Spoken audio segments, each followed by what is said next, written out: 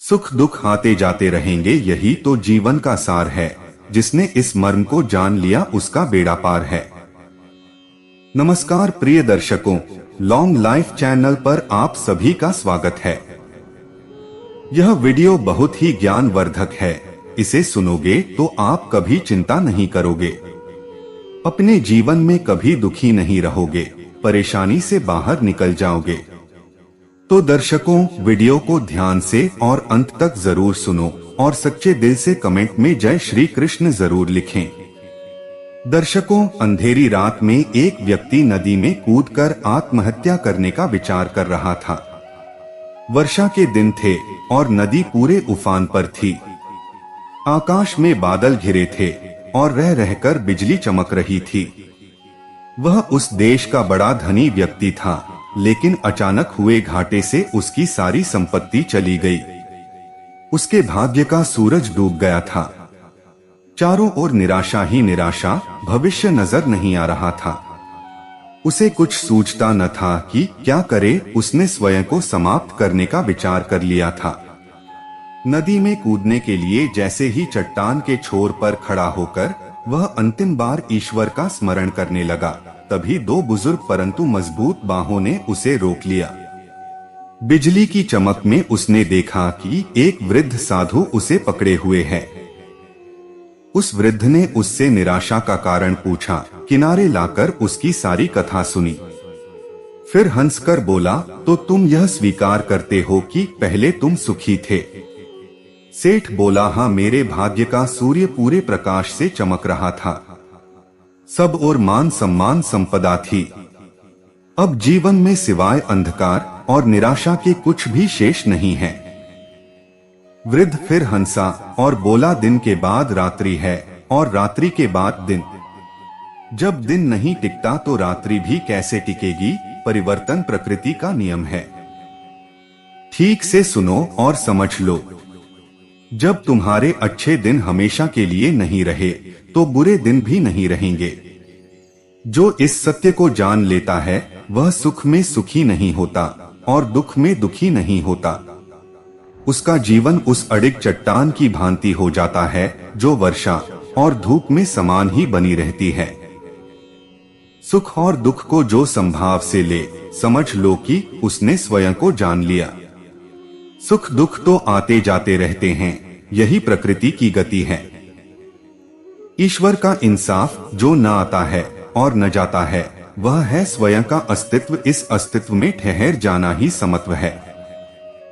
सोचो, यदि किसी ने जीवन में एक जैसा ही भाव देखा, हमेशा सुख का ही, जिस चीज की आवश्यकता हुई उससे पहले वह मिल गई, तो क्या वह कुछ उपहार पाने की खुशी का अनुभव कैसे कर सकता है? दुख न आए तो सुख का स्वाद क्या होता कोई कैसे जाने। जो इस शाश्वत नियम को जान लेता है उसका जीवन बंधनों से मुक्त हो जाता है। संत के प्रवचन और सानिध्य से उसने शरीर का अंत करने का विचार छोड़ दिया और जो भी थोड़ी बहुत पूंजी थी उसने पुन लगन और मेहनत से पुन अपने पैरों पर खड़ा हो गया। जिस तरह सूख के दिन चले गए थे उसी तरह दुख के बादल भी छट गए। सुख आते हैं दुख आते हैं, इन आते जाते सुख दुख में हम मस्त रहते हैं। हम मस्त रहते हैं, अज्ञानी रोते रहते हैं, ज्ञानी समता रखते हैं। कभी मान मिला जी भर भर के, अपमान हुआ जी भर भर के, इस मान अपमान के खेल में हम मस्त रहते हैं। अज्ञानी रोते रहते हैं, ज्ञानी समता रखते हैं। माँ जिनवाणी यह समझाती, निज आत्म वैभव दिखलाती, सब द्रव्य अपने में रहते हैं और मस्त रहते हैं। अज्ञानी रोते रहते हैं, ज्ञानी समता रखते हैं। गाते गाते फकीरा कह जाता, कोई पैदा हुआ कोई मर जाता, इस जन्म मरण के खेल में हम मस्त रहते हैं, हम मस्त रहते हैं। अज्ञानी रोते रहते हैं, ज्ञानी समता रखते हैं। गुरु ज्ञान पिटारा खोला है, ये जग सारा एक मेला है, क्षण क्षण बदलते सुख दुख में हम मस्त रहते हैं, हम मस्त रहते हैं। अज्ञानी रोते रहते हैं, ज्ञानी समता रखते हैं। यही तो जीना भाई जीना है, विष छोड़ दिया, अमृत पीना है। हम अमृत पीते रहते हैं और मस्त रहते हैं। हम मस्त रहते हैं, अज्ञानी रोते रहते हैं, ज्ञानी समता रखते हैं। जीवन में सुख और दुख धूप छांव की तरह आते जाते रहते हैं। हमारे जीवन में बहुत सी स्थितियों के संबंध दूसरों के साथ कैसे हैं? हमारे अंदर की बातचीत का स्वरूप कैसा है? हमारा दूसरों के साथ, मित्र, परिवारजनों या सहकर्मी के साथ कैसा बर्ताव है? हम दूसरों के प्रति कैसा दृष्टिकोण रखते हैं, वह भी कुछ हद तक हमारे भीतर की सोच का नतीजा है। जब हम इस ज्ञान शक्ति से जीना सीख लेते हैं तो हम किसी और को दोषी नहीं ठहराएंगे। आमतौर पर हम दूसरों को हर बात के लिए दोषी ठहरा देते हैं। आम आदमी के जीवन संघर्ष की कहानी किसी रोमांच से कम नहीं है, लेकिन इसका रास्ता कठिन है। जो इसे पार कर लेता है वह मजबूत हो जाता है। उसे फिर इससे भी बड़ी चुनौती मिलती है। जीवन में हर चुनौती एकदम नई और रोमांचक होती है। यह चुनौती बड़े बड़े शूरमाओं को चूर चूर कर देती है, लेकिन सबको नहीं। कुछ होते हैं जो हारने के लिए पैदा ही नहीं हुए होते। वे जीवन को खेल मानकर उसके सुख दुख के दोनों पहलुओं को अंत तक खेल की तरह खेल लेते हैं। हमारा जीवन सुख दुख का मेल है। जीवन में सुख और दुख धूप छांव की तरह आते जाते रहते हैं। कभी सुख की शीतल सुगंध की फुहारें उड़ती हैं, तो कभी दुख की जलती बिखरती चिंगारियां फैलती हैं। सुख के पल यूं फिसल जाते हैं कि पता ही नहीं चलता। सुख की सदियां ऐसे गुजर जाती हैं जैसे अभी अभी घटित हुई थीं, पर दुख के पल काटे नहीं कटते। सुख के तो पर होते हैं और वह उड़ जाता है। जो सफलतापूर्वक दुख के दरिया को पार कर लेता है वही शूरवीर कहलाता है। कमजोर इसमें डूब जाते हैं और बहादुर पार चले जाते हैं। अनुभवी कहते हैं कि बुरे समय में वाणी का प्रयोग कम से कम कर देना चाहिए। कोई भी समस्या जिससे सर्वाधिक रूप से प्रभावित होती है वह है वाणी। बुरे समय में व्यक्ति इतनी घुटन और असहजता अनुभव करता है कि वह अपनी पीड़ा बोलकर प्रकट करना चाहता है। इसलिए केवल अपनों के बीच ही अपने दुख दर्द बांटने चाहिए। खराब दौर से गुजर रहे व्यक्ति को कभी उसके तकलीफदेह मंजर की याद नहीं दिलानी चाहिए। उसके सामने उसके खराब समय की भयावहता का उल्लेख नहीं करना चाहिए।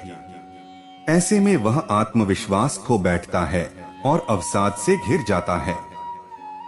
किसी दूसरे की परेशानी दूर करना इंसान का सबसे बड़ा धर्म है। इस धर्म का पालन कुशलता से करना चाहिए। संवेदनशीलता ही ऐसा गुण है जो इस काम के लिए तत्पर रहता है।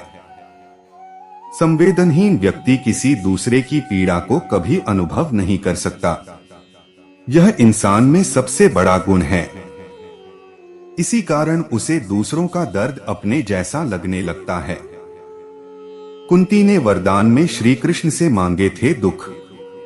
सुख दुख आते जाते रहेंगे, हमें हर स्थिति में भगवान की भक्ति करते रहना चाहिए। महाभारत युद्ध खत्म हो गया था। कौरव सेना खत्म हो गई थी और युधिष्ठिर राजा बन गए थे। जब पांडवों के जीवन में सब ठीक हो गया, तब श्री कृष्ण ने सोचा कि अब मुझे द्वारिका जाना चाहिए। श्री कृष्ण ने अपनी इच्छा पांडवों को बताई। सभी भगवान को रोकना चाहते थे, लेकिन वे नहीं रुके। श्री कृष्ण रथ पर बैठ आगे बढ़े तो सामने कुंती खड़ी थीं। रिश्ते में कुंती श्री कृष्ण की बुआ थीं। अपनी बुआ को देखकर श्री कृष्ण रथ से उतरे तो कुंती ने उन्हें प्रणाम किया। ये देखकर श्री कृष्ण बोले कि आप मेरी बुआ हैं, मेरी माता की तरह हैं। मैं आपको प्रणाम करता हूं, लेकिन आज आप मुझे क्यों प्रणाम कर रही हैं? कुंती ने कहा कि कृष्ण, तुम मेरे भतीजे हो, लेकिन मैं ये भी जानती हूँ कि तुम भगवान भी हो। मुझे अपना भक्त बनने दो। श्री कृष्ण ने कहा कि ठीक है। सभी लोग भगवान से कुछ न कुछ मांगते ही हैं। आप भी कुछ मुझसे जो चाहें वह वरदान मांग सकती हैं। कुंती ने कहा कि मुझे वरदान में दुख दे दो। वरदान में दुख की बात सुनकर श्री कृष्ण बोले कि आप दुख क्यों चाहती हैं? आपका तो पूरा जीवन ही दुखों में बीता है। कुंती ने कहा कि दुख में तुम बहुत याद आते हो, जीवन में दुख रहेगा तो मैं तुम्हारी भक्ति करती रहूंगी। सुख के दिनों में तो मन भक्ति में लगता नहीं है। मैं हर पल तुम्हारा ही ध्यान करना चाहती हूँ, इसलिए दुख मांग रही हूँ। श्री कृष्ण बोले कि ठीक है, जैसी आपकी इच्छा। संदेश ये है कि जीवन में सुख दुख का आना जाना लगा रहता है, और जो लोग सुख हो या दुख हर पल भक्ति करते रहते हैं, उनका मन शांत रहता है। भक्ति करते रहने से दुखों से लड़ने का साहस भी बना रहता है। प्रत्येक के जीवन में सुख व दुख आते जाते रहते हैं। इन दोनों का सम्मिश्रण ही जीवन है। जिस प्रकार प्रकाश के साथ अंधकार व शरीर के साथ छाया का संबंध है, उसी प्रकार सुख दुख भी एक दूसरे के साथ ही रहते हैं। सुख दुख के विषय में स्वामी विवेकानंद कहते हैं कि जब किसी प्रकार का सुखोपभोग करेंगे तो बाद में दुख आएगा ही।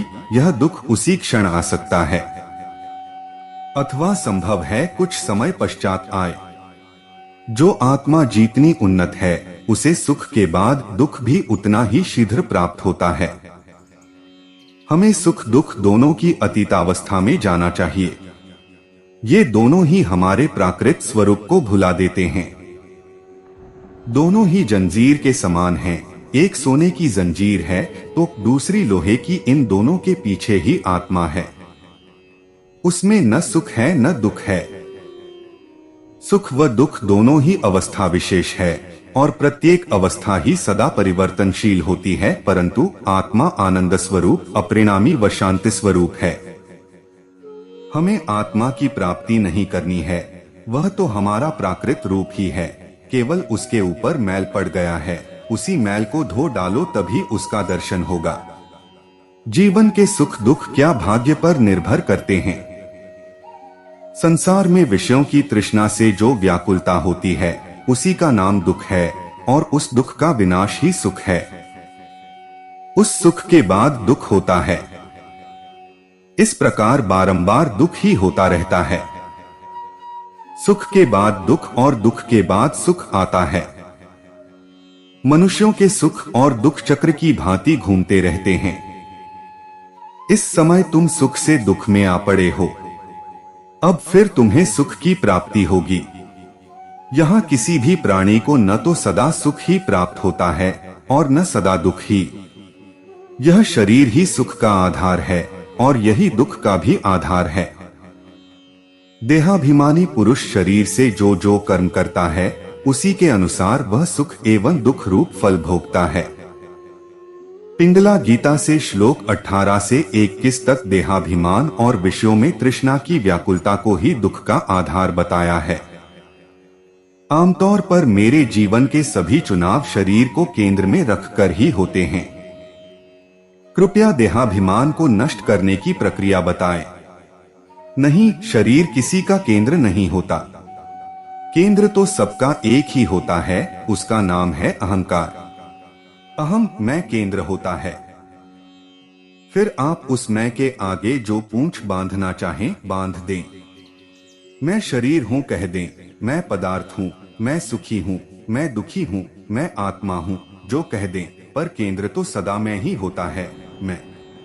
अब ये जो अहम है, मैं, ये बेचारा बड़ी विचित्र चीज है।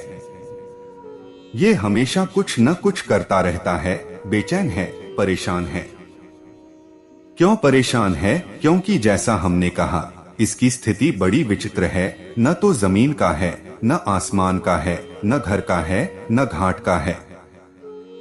शरीर न हो तो अहम की कोई सगुण साकार सत्ता न होगी। तो अहम कह नहीं पाएगा कि मैं ऐसा हूँ, मैं वैसा हूँ, क्योंकि जब भी अहम कहता है कि मैं ऐसा हूँ या वैसा हूँ, तो जो ऐसा और वैसा होते हैं, इनका ताल्लुक हमेशा संसार से होता है। संसार माने जो सगुण और साकार है। तो इस अहम को अपनी हस्ती को बचाए रखने के लिए संसार चाहिए ही चाहिए। और संसार है निरा पदार्थ, एकदम जड़, अति स्थूल। तो अहंकार को स्थूलता चाहिए ही अपने आप को बचाने के लिए। सिर्फ मैं थोड़े ही बोलता है कभी अहंकार बोलता है न मैं कुछ हूं। ये जो कुछ है ये आमतौर पर कोई बड़ी स्थूल सी ही चीज होती है, तो वो चाहिए अहम को। दूसरी ओर अहम जब वो स्थूल चीज से बंध जाता है तो भड़भड़ाता है, परेशान रहता है, क्योंकि तलाश उसे किसी अतिशय सूक्ष्म वस्तु की है। अहम ऐसा है जैसे गैस का गुब्बारा बंधा हुआ है नीचे जमीन से।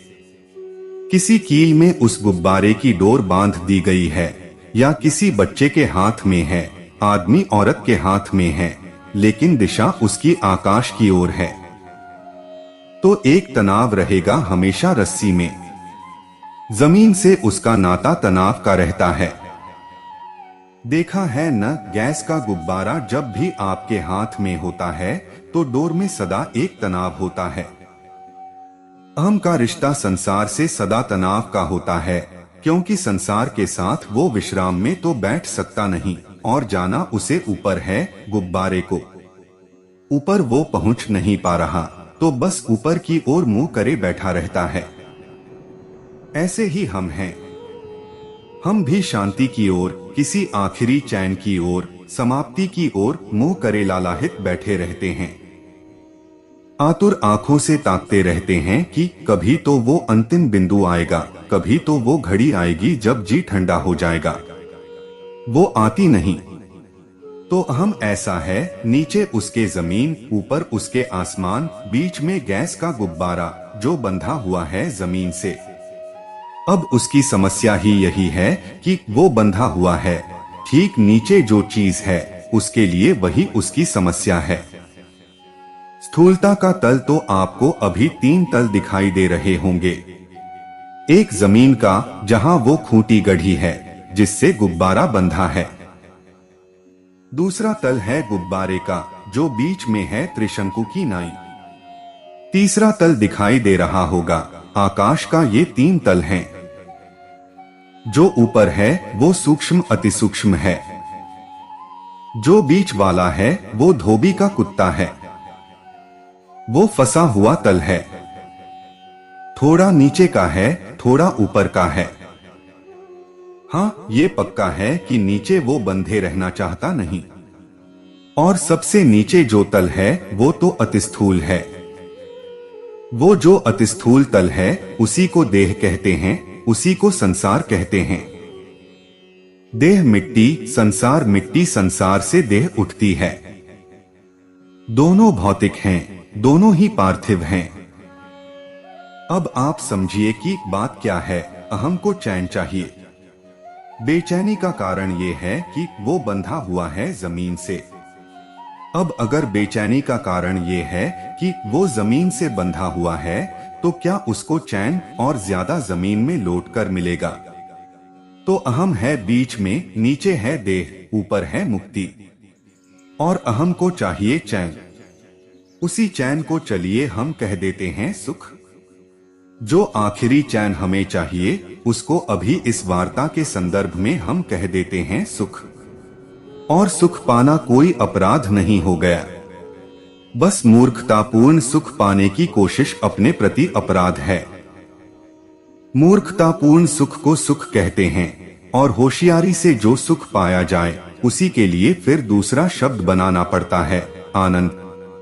अब ये जो बीच में गुब्बारा है इसको सुख चाहिए। बढ़िया बात है कि सुख चाहिए।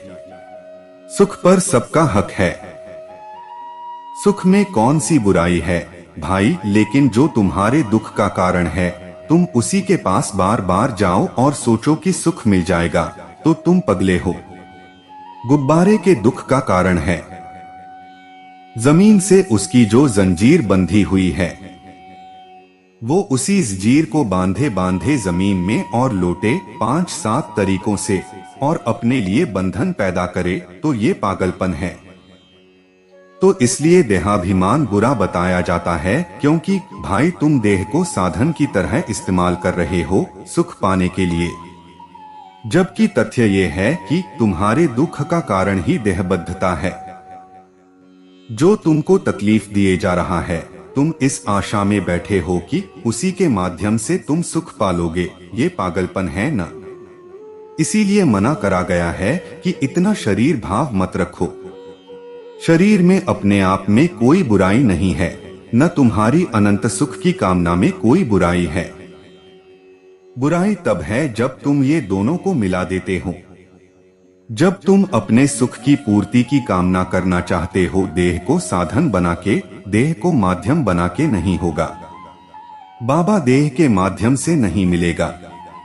तुम्हें जिसके माध्यम से मिलेगा उसको तुम जानते हो, उसकी ओर तुम वैसे ही मुंह करके खड़े हो। नजरें तुम्हारी आसमान की ओर है, गुब्बारे हो तुम गैस के। तो सुख तुमको मिलना ऊपर है और बार बार तुम लौटने पहुंच जाते हो नीचे। ये पागलपन है, ये मूर्खता है।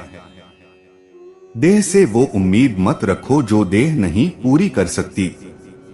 देह और अपने नाते को ध्यान से समझो, उसके बाद देह तुम्हारे लिए दुख का कारण नहीं बनेगी।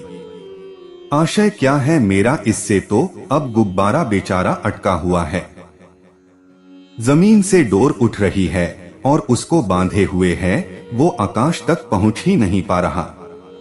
तो उसको जमीन पर आना तो पड़ेगा, पर जमीन पर इसलिए आना पड़ेगा ताकि वो नीचे आए, और यहाँ जो गांठ है उसको खोल दे। बहुत फर्क है नीचे आने और नीचे आने में, संसार में जीने में और संसार में जमाने से एक तरह का संबंध रखने में और जमाने में बस ही जाने में। जो होशियार व्यक्ति होता है वो भी जमीन से ताल्लुक रखता है, पर वो जमीन से ताल्लुक इस तरह रखता है कि जमीन में उसने अपने लिए जितने भी बंधन, जितनी भी तकलीफें पैदा कर रखी हैं, उनको वो खोल सके। सोचिए, गुब्बारा होशियार हो गया और गुब्बारा झुक गया, नीचे आया। गुब्बारे ने कहा, ऐसे में अगर मैं ऊपर की ओर ही मुंह फाड़े बैठा रहूंगा तो मुक्ति मिलने से रही, तो मैं जरा कुछ अकल लगता हूँ। उसने क्या अकल लगाई? उसने अकल लगाई कि चलो नीचे चलते हैं। नीचे आते हैं, देखते हैं कि डोर बंधी कहाँ हुई है। जहाँ डोर बंधी है उसको खोल देते हैं, या किसी से सहायता मांग लेते हैं, या कोई औजार पकड़ लेते हैं जिसके माध्यम से डोर काटी जाए। कुछ तो करें नीचे जाकर, ऐसे अटके रहने से क्या मिल जाना है। ये रिश्ता होता है आध्यात्मिक आदमी का दुनिया के साथ। वो दुनिया का इस्तेमाल करता है दुनिया के पार जाने के लिए। जैसे गुब्बारा जमीन को आ रहा हो, जमीन से आजाद होने के लिए। ये रिश्ता होता है आध्यात्मिक आदमी का जगत के साथ। जगत में रहना है, इसीलिए नहीं कि जगत को भोगना है।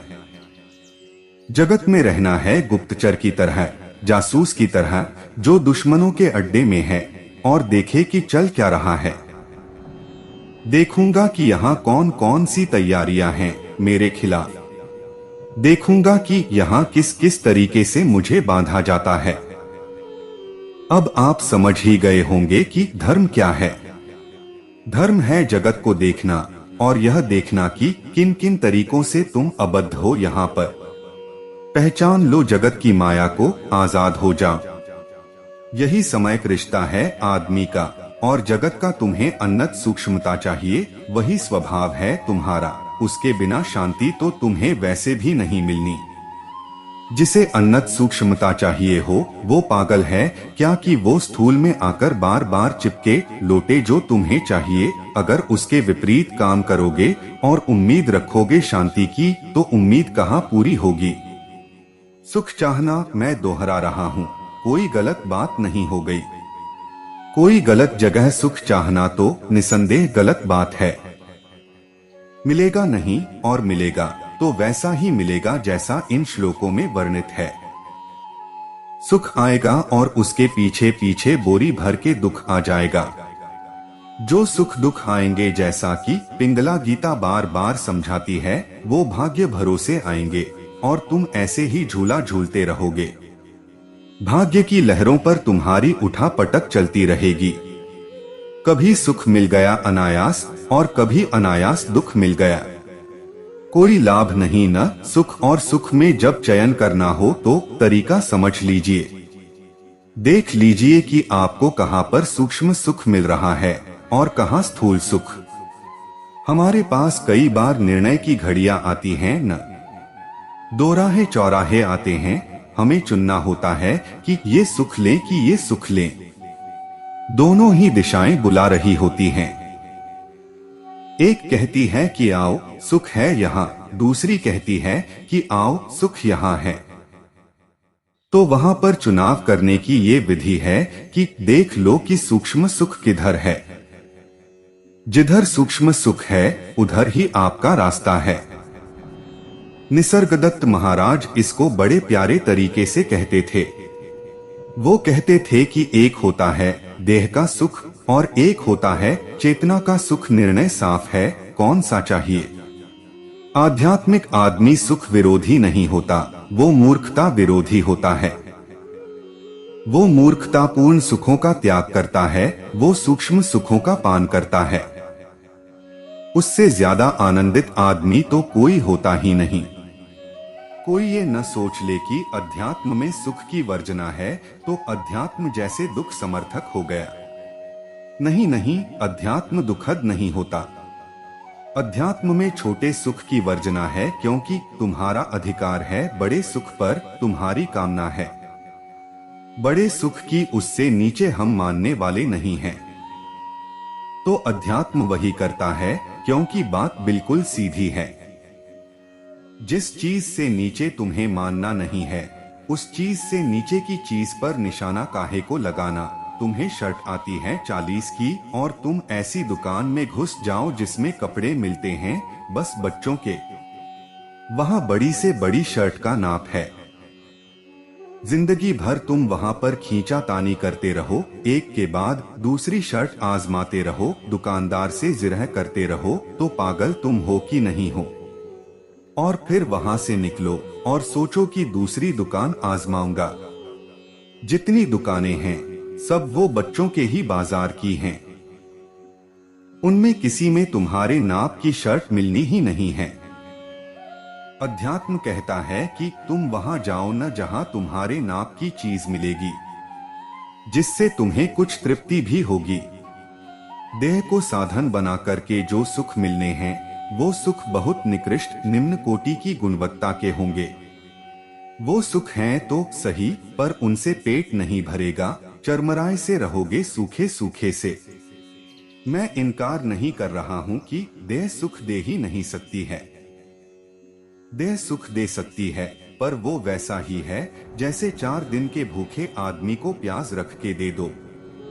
उसका कितना पेट भरेगा। 4 दिन से उसने कुछ खाया नहीं है और तुमने उसको दे दी 1.5 रोटी, आधी प्याज और चौथाई मिर्च खा ले। वो खा तो लेगा पर छटपटाता ही रहेगा। वैसे ही हमारा हाल है। अनंत समय से हम छटपटा रहे हैं और देह का सुख ऐसा ही है। सूखी रोटी और प्याज जितना। समझ में आ रही है बात। इसी आशा को त्यागना है, यही गांठ है। यही वो डोर है जिसने गुब्बारे की उड़ान को रोक रखा है। ये आशा कि यहीं पर काम बन जाएगा, नीचे नीचे ही काम बन जाएगा। भाई तुम गैस के गुब्बारे हो, तुम्हारा काम कैसे नीचे बन जाएगा। तुम्हें प्रवास चाहिए, तुम्हें आकाश चाहिए। नीचे चलना ही नहीं है काम। बहुत दिनों तक तुम अपनी गांठ खोलोगे नहीं तो जानते हो न, गैस का गुब्बारा बहुत समय तक बंधा रहता है तो क्या होता है, उसे मौत आ जाती है। बंधे ही बंधे उसकी उम्र बीत जाती है। सब गैस निकल जाती है। गैस थोड़े ही बंधन मानेगी, वो उड़ गई, वो आसमान में मिल गई। गुब्बारा पिचक के नीचे आ गया। गैस तो नहीं बंधन मान रही, चली गई। या तो गुब्बारा अपने स्वभाव को पहचान के खुद भी उड़ जाए, नहीं तो उसके प्राण उड़ जाएंगे। तुम मूर्खताएं करते रहो, हंसा नहीं मानेगा तुम्हारी मूर्खताएं। वो तुम्हें कुछ निश्चित समय, एक सीमाबद्ध अवधि देता है कि इतने समय में भैया परीक्षा तुमने उत्तीर्ण कर ली तो ठीक है, नहीं तो हम तो उड़ जाएंगे। गुब्बारा लटका रहा हफ्ते भर बाद देखा तो बिल्कुल पिच की हालत में नजर आया, वो भी कहाँ जमीन पर। यही अधिकांश लोगों के साथ होता है। बुढ़ापा आ जाता है, मौत आ जाती है, मुक्ति नहीं आती। चयन तो हम अपनी नजर में सदा सुख का ही करते हैं, है न? अच्छी बात है यदि आप सुख को लक्ष्य बना रहे हैं, पर सुखों में जो उच्चतम सुख हो उसको चुनें। देखें कि ऊंची चेतना कौन से सुख मानती है और नीची चेतना कौन से सुख मानती है। नीचे वालों को जरा दूर रखें। उदाहरण के लिए आप जानते ही हो जमीन के कौन से बाशिंदे होते हैं। जो सदा जमीन से बंधा रहे, जो सदा जमीन से पासबद्ध रहे, उसको पशु कहते हैं। विधि समझिएगा, जब कभी आपके भीतर सुख की चाहत उठ रही हो, अपने आप से सवाल पूछ लीजिएगा, क्या ऐसा ही सुख पशु भी मांगते हैं? अगर जवाब हाँ में आए तो बाज आइए। आप जिस भी सुख के पीछे भाग रहे हैं, थोड़ा सा ठहरिए, अपने आप से पूछ लीजिए, क्या ये सुख पशु भी मांगते हैं, या तो सीधे सीधे या परोक्ष तरीके से? और अगर वो सुख पशु भी मांगते हैं तो समझ लीजिए कि वो बिल्कुल जमीन का सुख है। वो बिल्कुल समझ लीजिए कि पाशबद्ध लोगों का, पाशविकता का सुख है। वो आकाश का सुख नहीं है। वो सुख हो सकता है आपको आकर्षित कर रहा हो, काम नहीं आएगा आपके। बात समझ में आ रही है? किसी को डरा धमका करके अपना वर्चस्व स्थापित कर लूं, इसमें सुख लगता है न? पर ये सुख क्या जानवर भी मनाते हैं या मांगते हैं? बिल्कुल करते हैं। सड़क पर कुत्तों को ही देख लीजिए, उनमें सदा एक नेता बनकर घूम रहा होता है। आपके कमरे में कीड़े हों, छिपकली हों, उनमें भी जो थोड़ी मोटी छिपकली होगी वो बाकी सबको रगेड़ रही होती है। भाई छिपकली चलिए दूसरों पर अपनी शारीरिक समर्थ से धौंस चलाती है।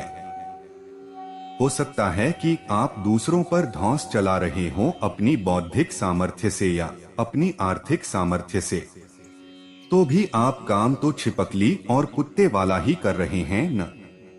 तो इसमें आपको जो सुख मिल रहा है वो स्थूल सुख है, वो पार्थिव सुख है।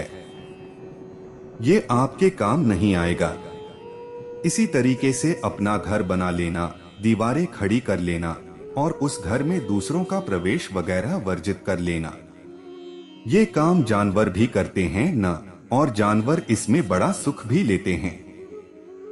तो प्रिय दर्शकों, उम्मीद करता हूँ कि आपको वीडियो पसंद आया होगा और आप हमारे चैनल पर नए हो तो वीडियो को लाइक और चैनल को सब्सक्राइब जरूर करें।